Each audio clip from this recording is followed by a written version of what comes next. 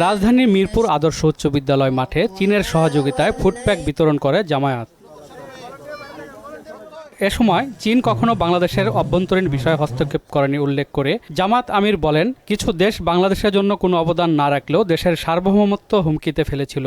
চীন এমন একটি দেশ যা আজ পর্যন্ত স্বাধীন বাংলাদেশের আভ্যন্তরীণ কোনো বিষয়ে তারা কোনো হস্তক্ষেপ করেনি। অনেকে বাংলাদেশকে কিছু না দিয়ে বাংলাদেশ থেকে সব কিছু নিয়ে তারা যখন তখন হস্তক্ষেপ করেন। আমাদের নিজস্ব পররাষ্ট্র নীতি আছে। আমরা এই প্রকল্পকে শুধু সাপোর্ট করব না, এই প্রকল্প বাস্তবায়নে যদি আমাদের কিছু করার থাকে সেটাও করব।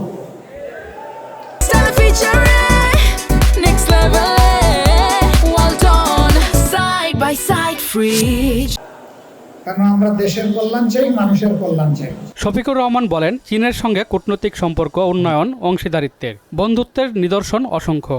চীন বাংলাদেশের অন্যতম বৃহৎ আন্তরিক পার্টনার। চীনের অংশীদারিত্বে বাংলাদেশে অনেক বড় বড় নিদর্শন গড়ে উঠেছে। চীনের রাষ্ট্রদূত জানান, দুই দেশের বন্ধুত্ব জনগণের হৃদয়ে মিশে গেছে।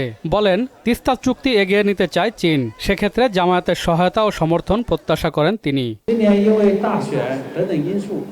实际上，我们从准备到今天的活动，我们大概只有2天的时间。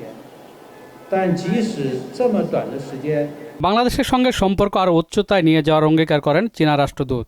我也要再次祝贺沙菲科尔先生。